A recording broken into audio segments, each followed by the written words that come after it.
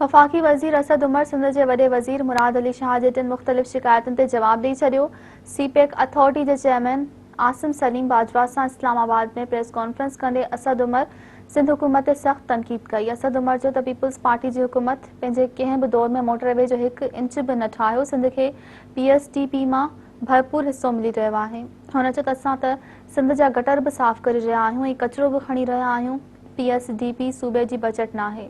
हुन चयो त तवानाई, पाणी, समाजी तरक़ी, साइंस ऐं टेक्नोलॉजी जी तरक़ियाती बजट वधाए रहिया आहियूं। ईंदड़ माली साल में क़ौमी तरक़ियाती बजट 2102 अरब रुपया रखी वई आहे।